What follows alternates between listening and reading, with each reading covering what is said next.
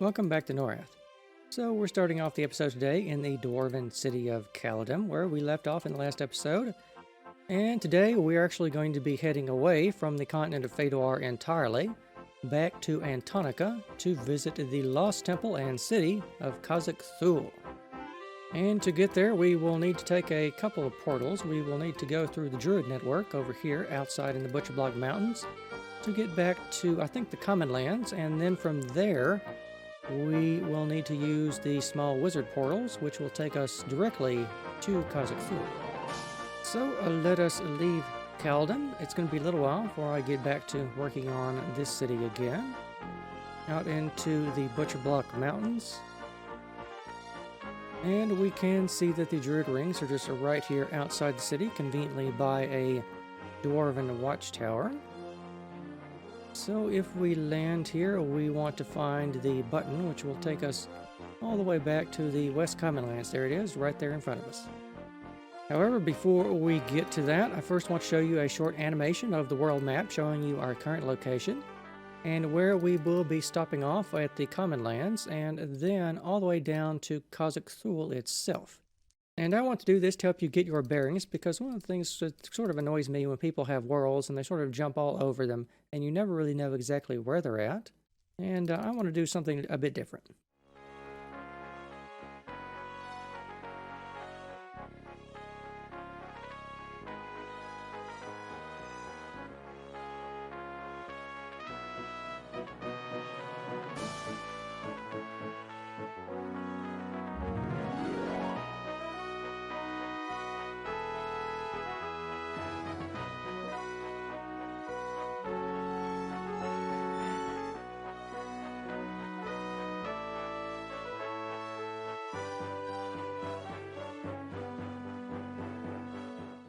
So now that you have your bearings, let us go to the Western Common Lands. You can see that we've been teleported because there are a bunch of command blocks behind these buttons here encased in the bedrock and obsidian.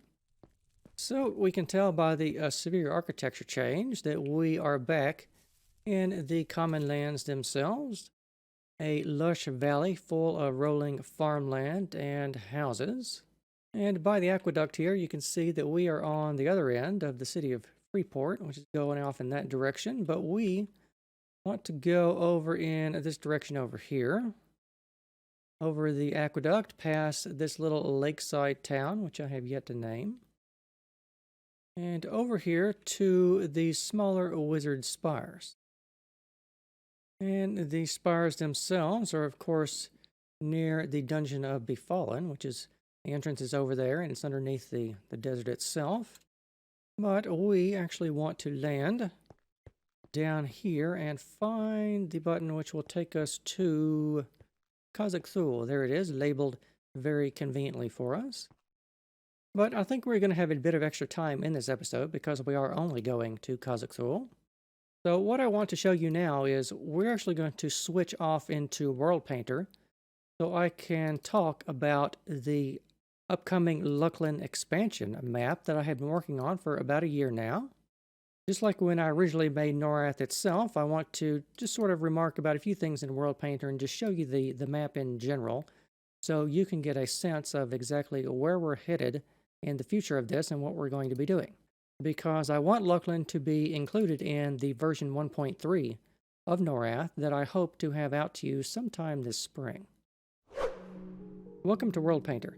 This is a separate program from Minecraft. It's sort of a 3D modeling program of sorts, but you can use it to model terrain that it will convert into a Minecraft map. This is the program that I used to create Norrath in the first place, and it's what I use to do all my terraforming on. So, as you can see here, we have the world map of Lucklin, and I think I should explain a little bit about the characteristics of the moon itself.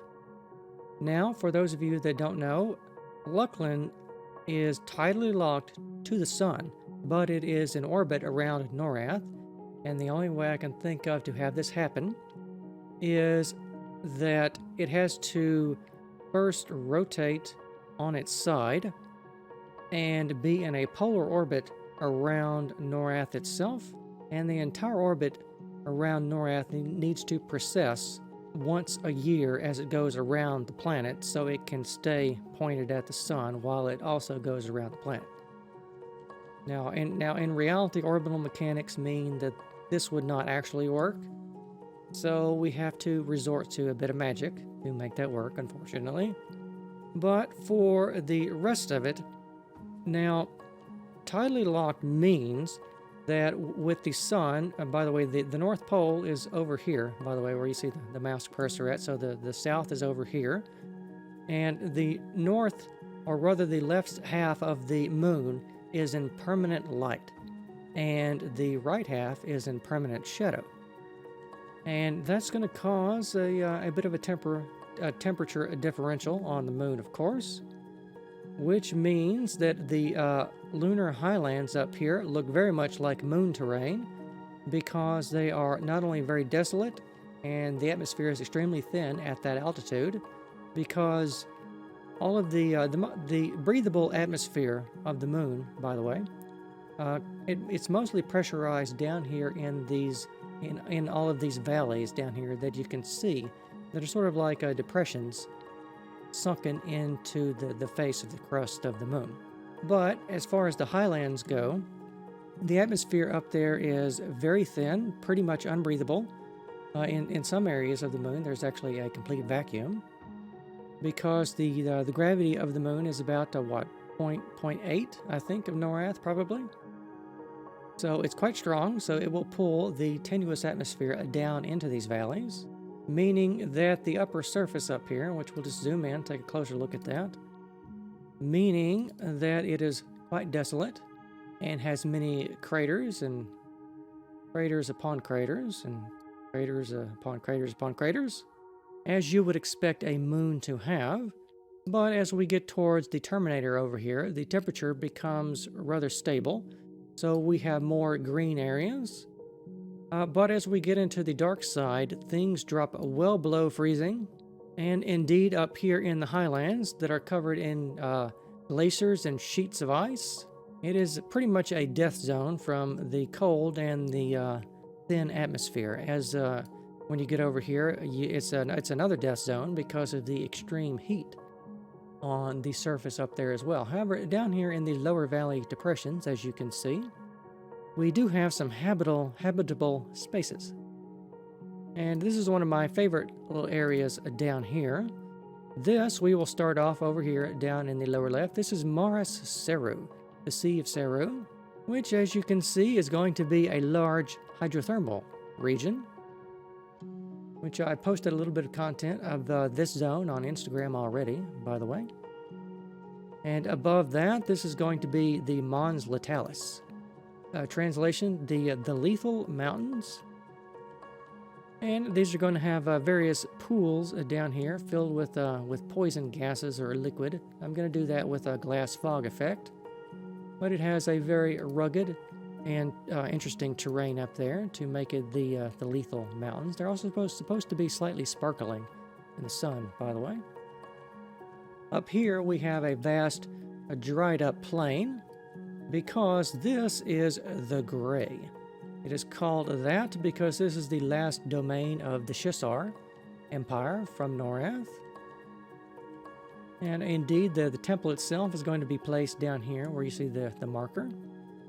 But this area is a complete vacuum. There is no atmosphere here whatsoever because the Shisar themselves have used their arcane magic to destroy all of the atmosphere and everything, so that's why this area looks very dried up and parched, because it used to be part of the Scarlet Desert, which you can see right here with its crimson and scarlet red sand dunes. We also have a dried up riverbed here as well. Of course, the reason it dried up was because of the formation of the Gray.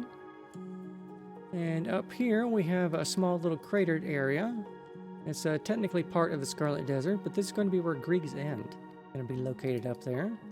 But we also have a parched savanna area over here as a part of the Scarlet Desert as well, which is also here at the Twilight Sea.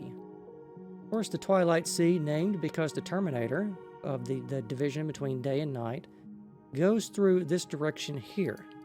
And you can see that is also the transition zone where the ice and the desolate upper areas start up here. Indeed, some of the craters are filled with water, because how the water cycle works on Luckland up here is a bit different to Norrath.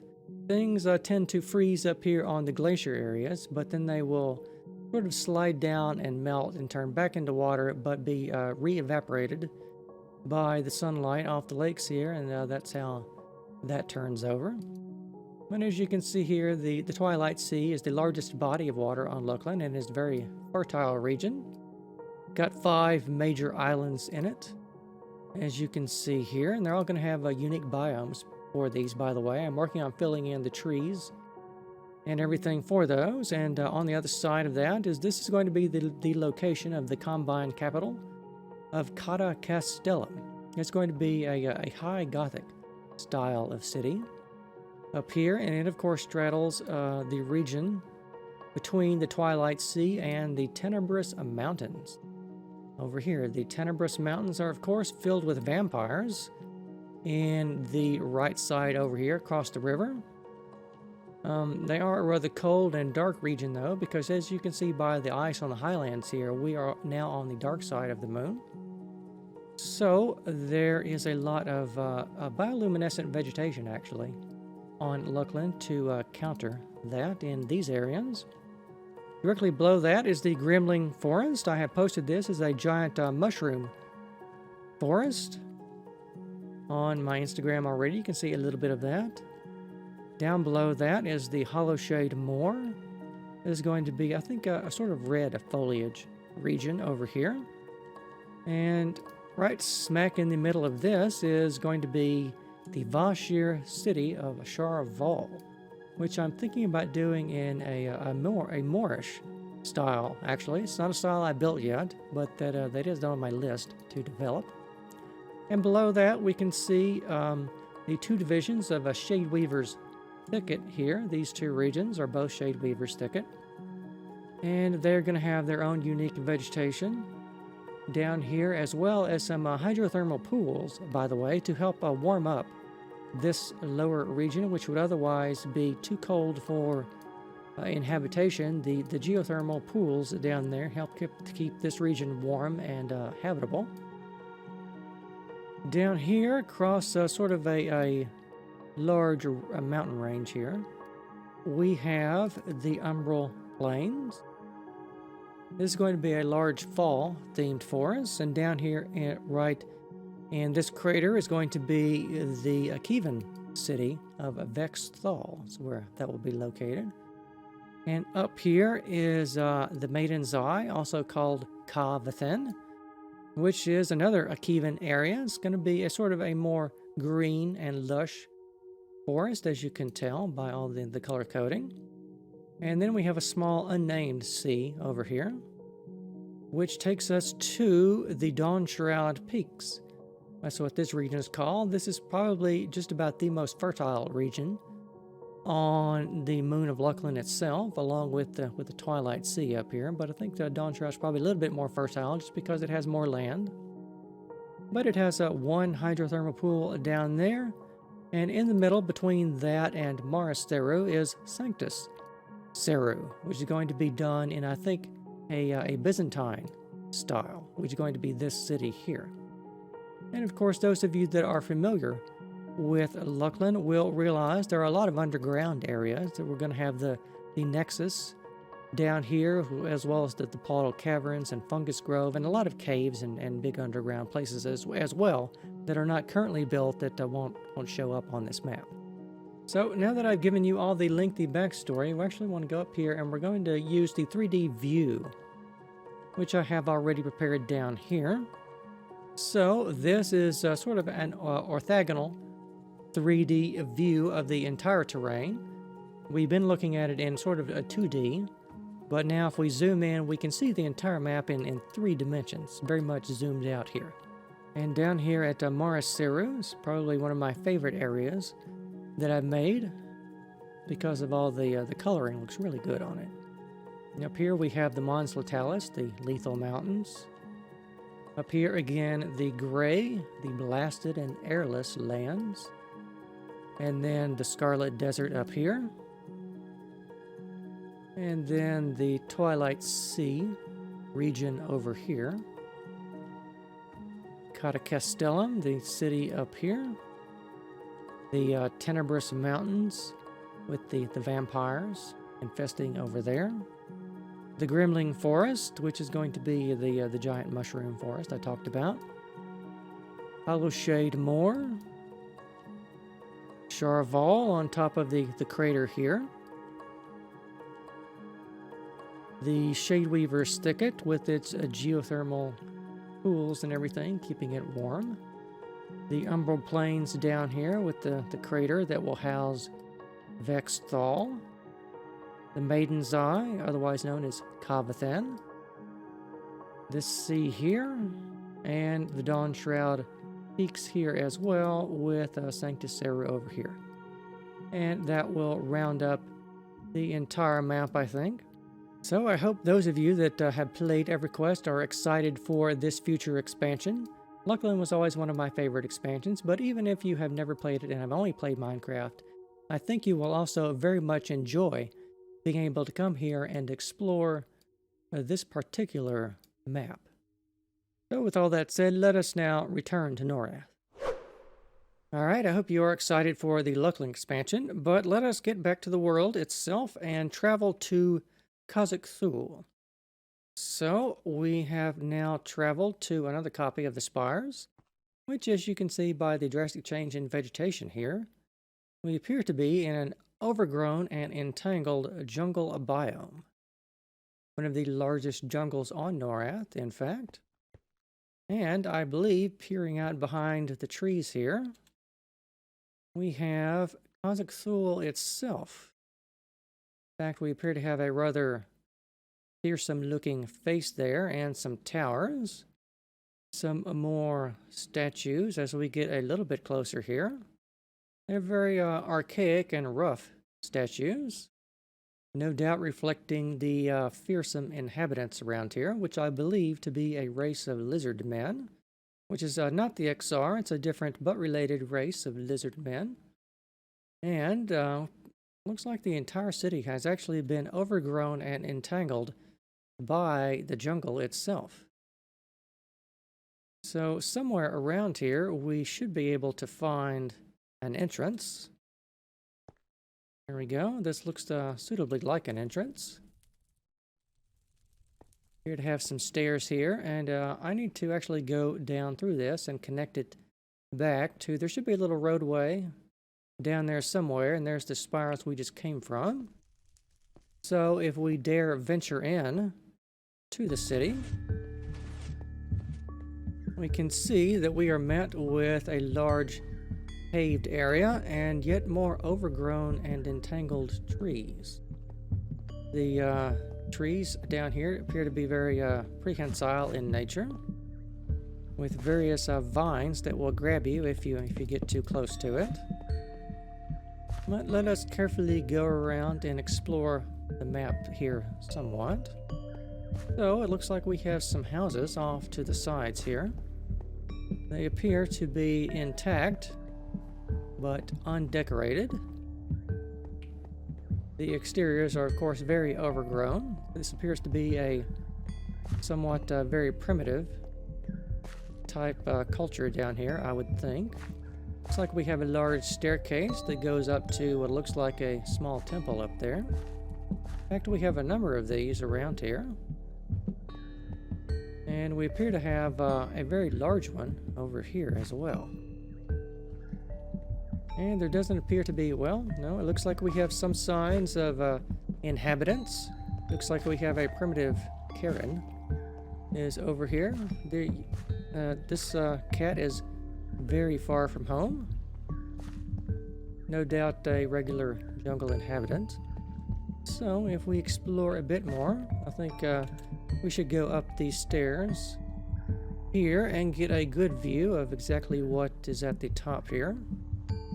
No sense in drawing that out. So approaching the summit, looks like we have a large interior temple room here with what appears to be an end portal. Now, I first thought that I was going to put the end portal down here for the entrance to the Plane of Fear. However, what I've decided to do, I think the end should really be reserved for the Plane of Time itself. So I'm going to be removing it from here, and we will probably put the Plane of Fear in the Nether somewhere. So we will dispense with this. And I wonder why the portal is still remaining there. That's interesting. I'll get rid of that later. But if we go around here and take a look around the top of the temple here, we can see that the structure that we are standing on is in fact a large, very large pyramid.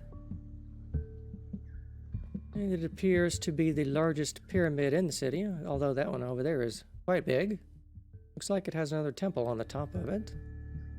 And we have a tower over there. The entrance down there where we came from, or I think maybe we might have come from over here. More paved areas down there to explore. It looks like there may also be a bunch of houses underneath the tangle of the leaves down there as well. And as we can see, there's the perimeter wall of the city going around this way and that way. It looks like we have four main areas that all converge on the central pyramid over here. So let's back off from this and get a good view of this pyramid from a little bit of a distance so you can see just how large it is in fact. Indeed, it is the full bulk of the pyramid is quite hidden by all of the jungle trees that we have here. But I think you can get a sense of that. Now, I could have cleared out all the trees, and I thought about doing that. But to be honest, the whole area looks a lot better overgrown like this. It adds a lot of character. Because one of the things is I always wanted to have a big overgrown jungle area. And if you play Minecraft, you can just imagine that this started out as one of those small little jungle temples. And then they enlarged it into a smaller pyramid.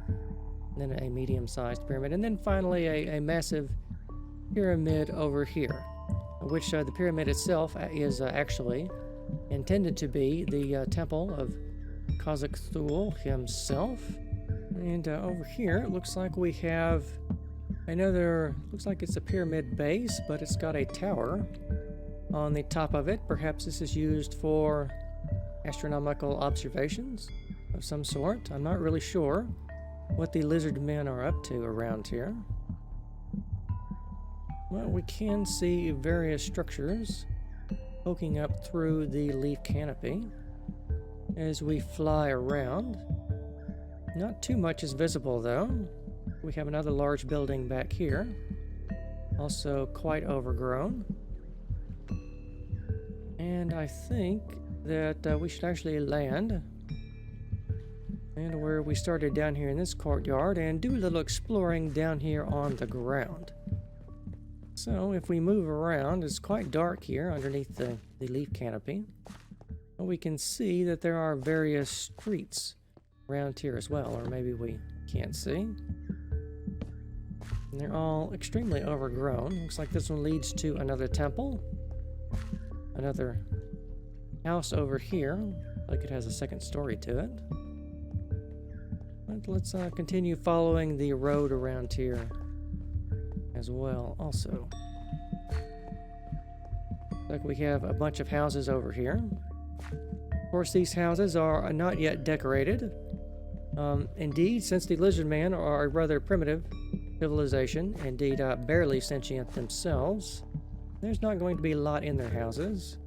Perhaps some random chests and who knows, an assortment of bones and tattered fabric of some description. Looks like we've made our way back to what I think is the main plaza. We've got some statues there, peering out from behind the leaf canopy. And another little road off to the side here. And indeed, you can't really see these from the surface, but there are a bunch of these little roads with all of these empty houses along here. So whenever you download the version 1.3 of the map, you can of course come here yourself and wander around these twisty-turny streets and maybe take one of these houses over for yourself.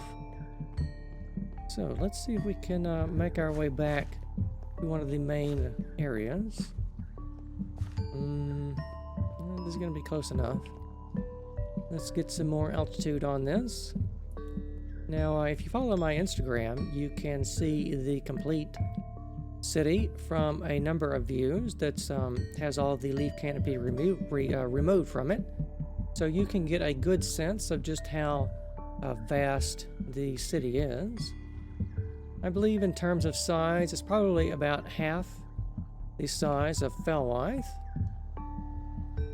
or a third to a quarter the size of either Freeport or Buenos.